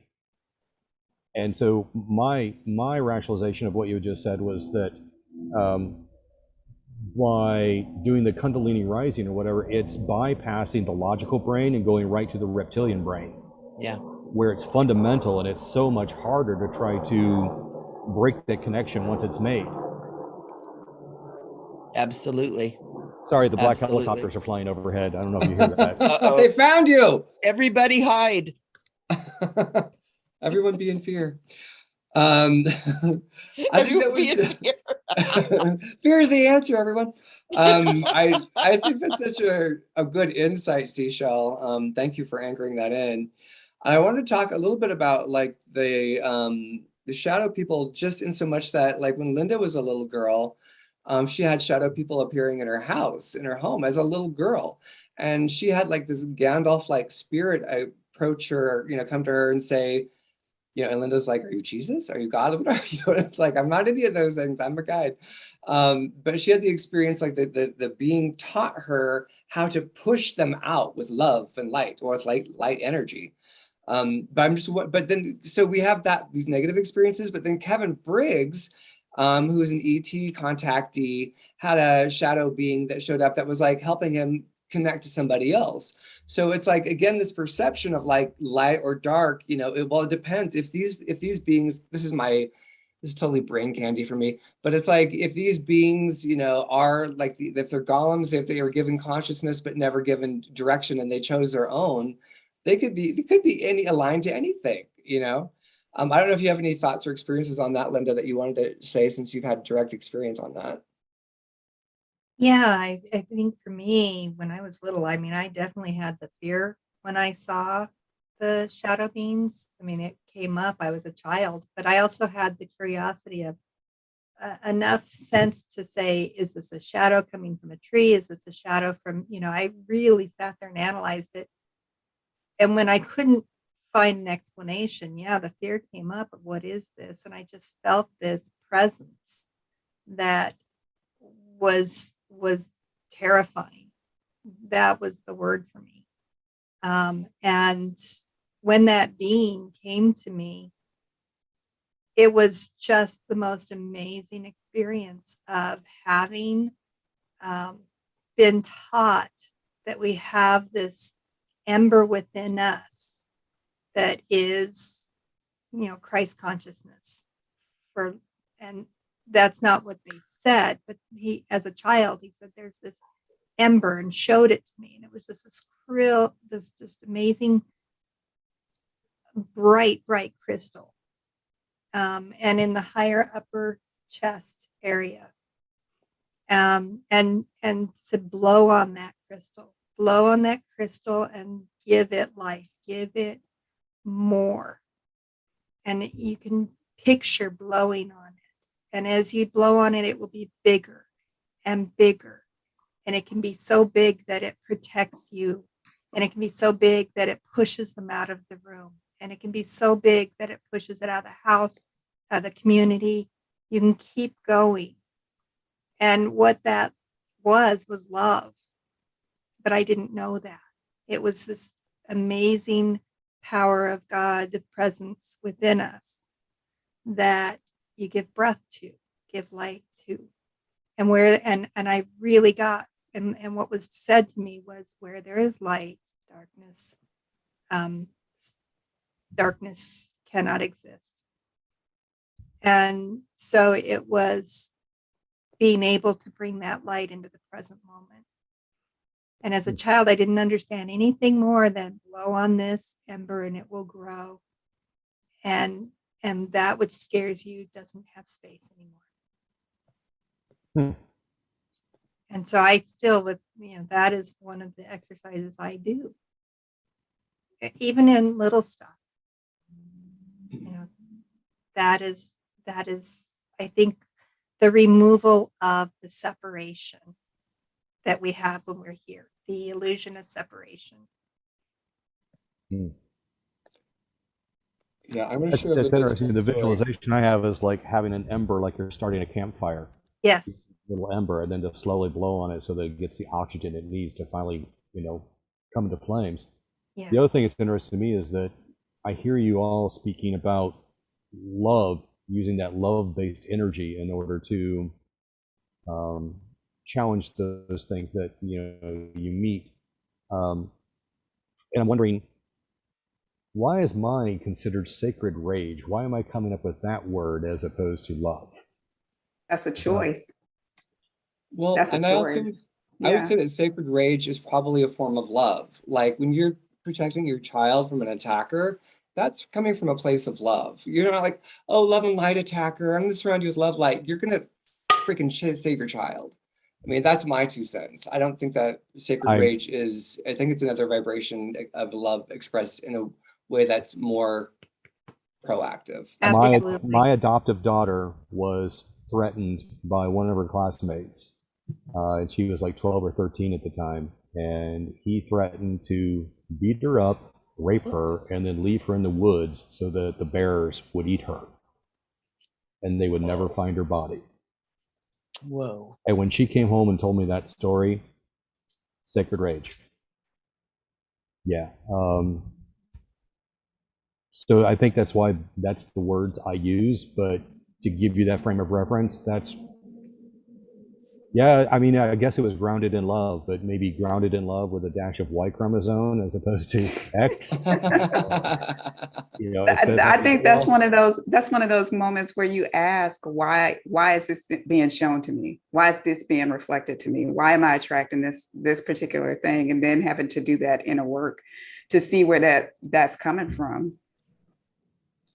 Well, I think that could be part of it. I guess my concern is, and I'm not saying I have, my take on it is, like, if there's a fire, you're not like, wow, there's a fire. Why did I create? Like, you put the fire out. Like, you don't just take a moment, and like later on, you go, oh, wow, okay, so that was a part of my experience. But in the moment, you got to be in the proactive.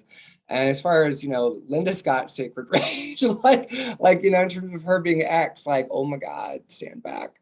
I think maybe that sacred rage has a component that is, so I was like sitting here reflecting on that question, and what popped into my head was like, so what I saw in my head was an episode of my father punishing me as a child. I was like 4 or 5 years old. But again, I'm there watching this happen. And in that moment, then it was that kind of love feeling. And so I think what's going on there is maybe because of my childhood experiences, and I don't know, guy nature, Scorpio nature. But when I see a child being abused, my instinct is to interrupt that process and to be the big 6'5" bass baritone, oh hell to the no. And when I was doing my nursing rotation, I rotated through different aspects of nursing. And one of them was to work in public health. And I saw some really horrific cases of child abuse that were worse than my own. And I struggled with that because I wanted to find the parent that was doing that and rearrange their corporeal self. And so I think that comes from the child me still wishes for some sort of reciprocity, or at least reciprocity, if not just flat out revenge. You hurt me, so I'm going to hurt you back. But as a child, you can't do that. And so Right. maybe through, yeah, you guys follow. I was going to say, and it's just your basic human nature to protect the innocent. And, you know, my 5'3" self turns into mama, a 6'5" mama bear. When you start Right. messing with kids, any kids anywhere, or the elderly, or the innocent, or, you know, pets, cats, dogs, Elder animals. abuse is a trigger for me too, man. Oh, and I don't think Yeah. it's completely rooted in a childhood thing. I think it's nature, maybe the reptilian brain in protecting your species, protecting your offspring. But I think it's even Mammals do greater than that. that. Mammals, It's I that mean, yeah. I mean, I think it's basic, Fundamental. It's very fundamental. fundamental. Yeah. It's, you know, need to going be into doing it. more of it. Yeah, Yeah. maybe Hi-yo, that struggle is just that balance between the ego side and the spiritual side, because the ego is all about survival, right? And then the spiritual side is just realizing the bigger picture, because when you look at any of those situations of abuse, or what we see as somebody being victimized, so to say, it's all about perspective. But at the end of the day, that person going through that experience is still a sovereign being, right? We see them as children, but they are still old souls here to have a particular experience. So it's like a balancing act, because it's not always our task to save, right? It's not always our task to save. It's being able to step Yeah, back it and is. say this Yeah. individual That is is. Sorry, I'm interrupting. I disagree. is a Yeah, I sovereign being. disagree So as it's well. a balancing Yeah, act. no. Okay, Yeah. so That child doesn't let me know. let me put this in a scale, because I've got Michelle on one side of my screen, I got Angela on my other side of my screen. So let me try to find You got let the me try to- angel and the There you go. The Yeah, other I angel. got one of The y'all other each my angel. shoulder. Okay, so I came up against this when I was a nurse, and when I had patients who were unconscious, what I would do is I started doing something I called Ninja Reiki. And so when I go to hang their IV bag, I'd have this solution in my hand. And so I would charge it up and then hang the bag. And it was like, I can be gone for hours, but you're still going to get drip, drip, drip of not only this medication, but also of Reiki. And then I realized, wait a minute, to be part of Angela's camp, sometimes a disease is a teacher Oh, sure. that you have asked for. And so in order for me to have that learning experience, I have to have that pain, because pain is the universal teacher. And it's like, okay, so maybe I am interrupting that process. Maybe I don't need to quote unquote save this person, because I am interrupting a master and teacher student moment. So then it was like, okay, well, I don't want to do that. So then I went from like Michelle's camp of I'm a nurse. I need to fix people. I need to save people. I need to bring people back from their own stupidity or mistakes or, misinformation, and bring them back and get them right and true again. Because I have the knowledge, experience, and the scar tissue of my own experience to help them with that. So I feel obligated to do that. But then I swayed over into Angela's camp, where it was like, I don't have the wisdom to know if this disease process is disease or if it's a teacher that I'm interrupting. Right. So the way so for a while I called it in my head the healer's dilemma. Is this a disease to fix, or is this a teacher I'm interrupting class? And so the way I resolved that for me was I stopped doing the Ninja Reiki.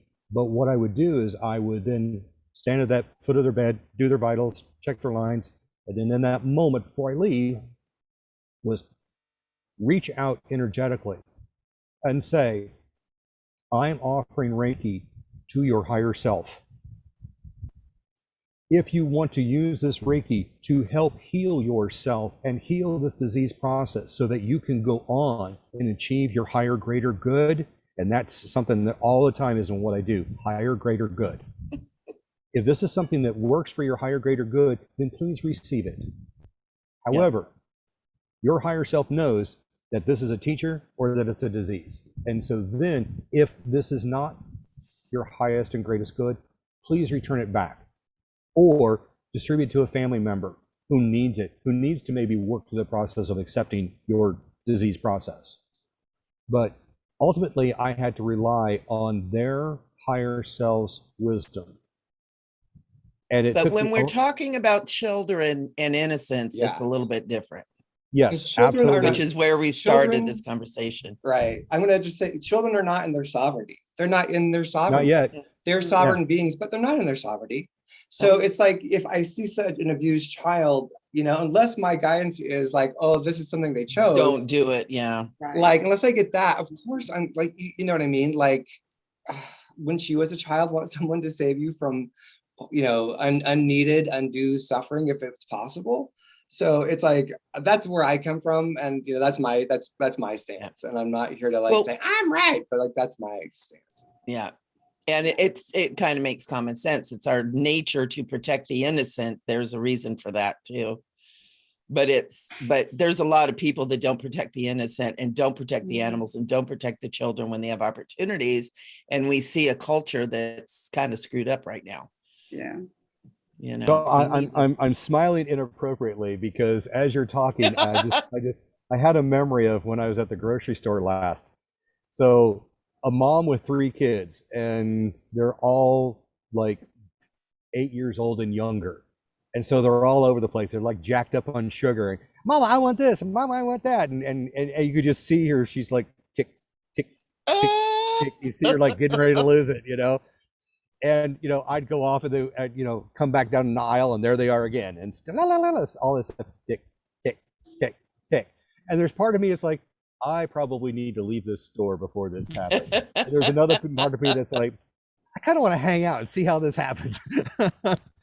Well, so anyway, she decided, I guess it was okay to open up a can of Pringles. And so all 3 of them are eating Pringles and it kind of settled them down, but of course jacks them up. Well, then they're fighting over it and give me that and I want that. And so as they're fighting over the Pringles, one of them pulls, the other one lets go, the can goes flying, all of these Pringles scatter out all over the floor.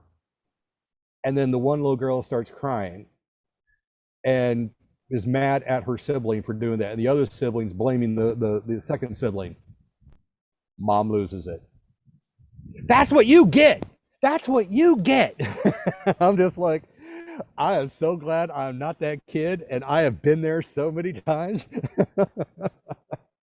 So yeah, I don't believe that children are like, that's what you get. But sometimes, my grandpa used to have the saying, if you don't listen, you're gonna feel. Mm-hmm. If you don't listen to what I'm telling you, boy, you're gonna feel the leather strap on the back of this door that I sharpened my blade on. Mm.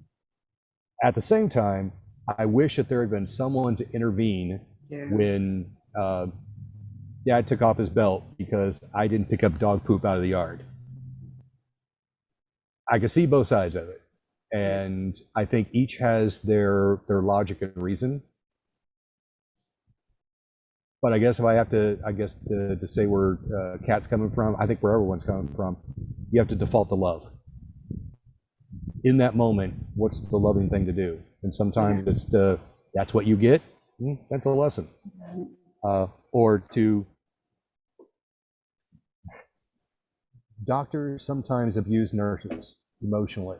And we used to have this thing in the hospital called Code Pink, which isn't a code, but it is. Someone would be walking by, I mean, I'm doing charting and someone would walk by me, a nurse will walk by me, go, Code Pink. Stop what I'm doing, walk and follow them. There'd be a doctor somewhere berating a nurse for something they had done in public and establishing that power paradigm. And what we would do is we would circle the situation. And it was interesting how doctors would stand down when they realized they were being witnessed, being seen.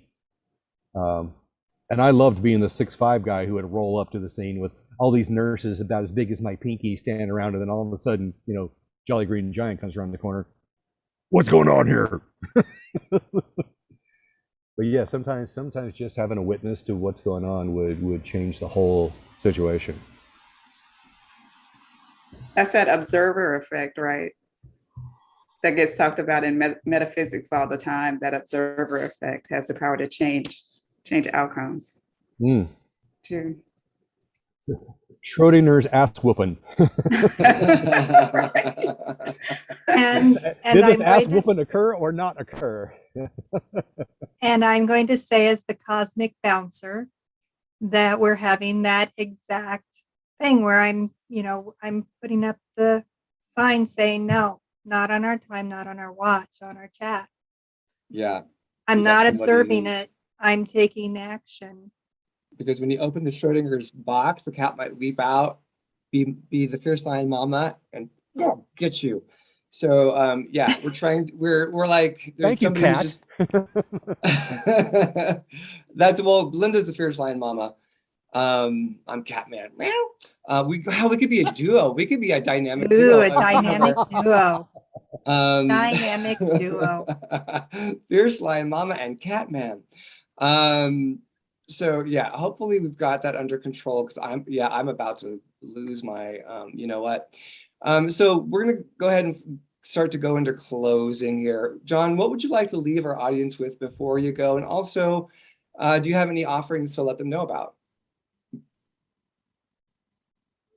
I don't have any offerings at this moment, but what I do have is an ask.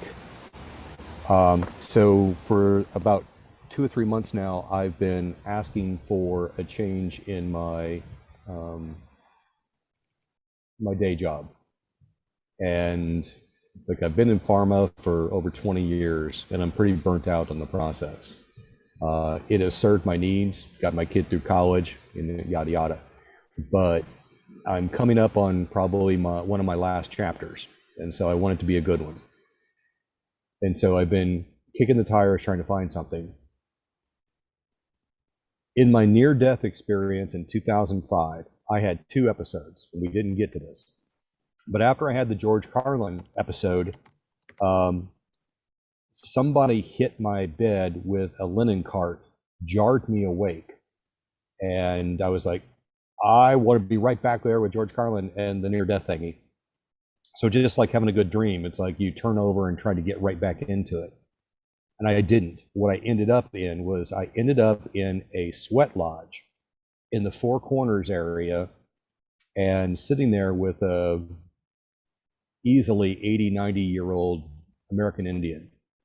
And as we talked, the flame inside changed colors. It was purple, it was emerald green and silver. But while we talked and the flames were changing color, it again kind of stimulated my ask of my then wife to, let's buy all these medical goods and go out to the Four Corners area. And that didn't happen.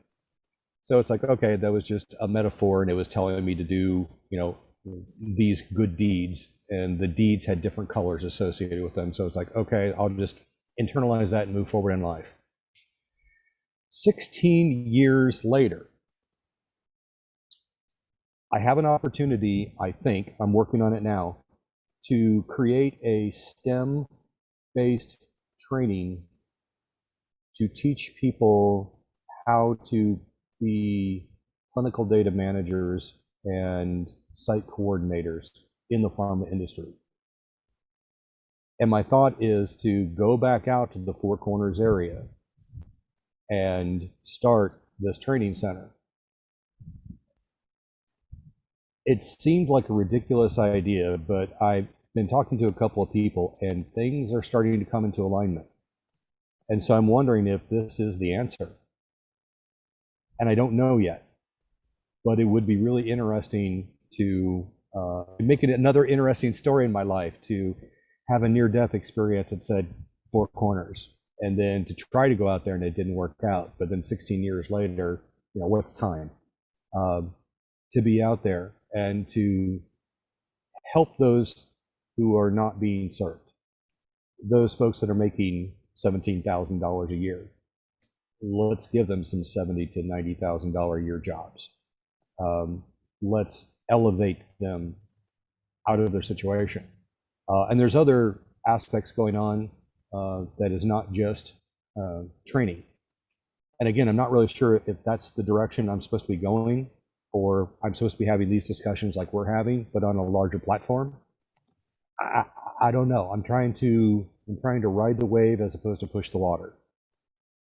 So I have nothing to offer, no classes and such, at least not in the way maybe this metaphysical platform. But I would ask that if people would take a mindful moment and ask to have John get some clarity. John's kind of stubborn, kind of willful, and sometimes it takes a message delivered by a 2x4 to get through. And so I'd ask for that help. But at the same time, feel free to reach out to me through my website and through YouTube. Let's continue these discussions. One of the things that makes me blissfully happy is to be able to take my experiences and my collective learning and share it with others. I don't want to deprive you of your pain as much as I want to help you arrive at the wisdom that comes thereafter. Beautiful. We've got John's, all of his links down below, and so that we can connect with them. And so if you love these conversations with John, he does these videos. Maybe we can get him to do them more frequently in the near future, because people do enjoy them as he's growing his community. But you can sign up or subscribe to his YouTube channel down below and follow his information there. And Linda, I do have to take my eyes off the chat screen for the moment. So her and I are like with our gloves on, boxing this blessed child of God off of the stream. So I'm going to go ahead and switch us to a Brady Bunch style. And we'll get that view going. And then actually what I'll do is I'll toss the mic to Linda and I'll watch the live stream for the next few minutes. And then you can watch the live stream as I close it up. Grr. Okay, thank you. Okay, everybody, as you can see, the rule of play nice or get out absolutely is enforced on our channel. And I hope it wasn't too much of a distraction. Love you guys. Love our family that we are creating here on YouTube and in our Facebook group. Thank you also for the coffees that you have bought. That really makes a difference to us. So we really want to say thank you. John, Angela, Michelle, Kat, thank you again for creating such great content for our group to talk about. And we'll continue that discussion in our Facebook group. Be sure to check out John's YouTube. I love the discussions he has there. It's like having coffee with him, sitting there, just honest. And I love that he admits he doesn't have all the answers. But in the questioning, I tend to find my own. And so thank you for that. Yeah. Well, thank you, Linda. Thank you, everybody. Awesome. And so I will let you know that our guest next week, hold on to your hats, Mary Rodwell. If you don't know who Mary Rodwell is, I can't help you. No, go to alienlady.com. Freaking amazing. I mean, she's done so much with kids who are not ET contactees, but ET hybrids who have come in to really help shift the consciousness of the planet and their plight to be able to adjust to this crazy, crazy world. She's written the book, The New Human. She's written so many more books, has so much out there. So check out Mary Rodwell or go to alienlady.com. And of course, if you didn't already, give us a thumbs up, subscribe, hit the notification bell, share the content so we can build our community. And how many beautiful people were in the live stream? Just so much love flowing there and so much appreciation. So with that, thank you, everyone. We can do our Brady Bunch wave, and we'll see you next week. Take care. We love you. Oh, yeah. Bye, everyone. Bye, guys. Bye, guys. Go Bengals.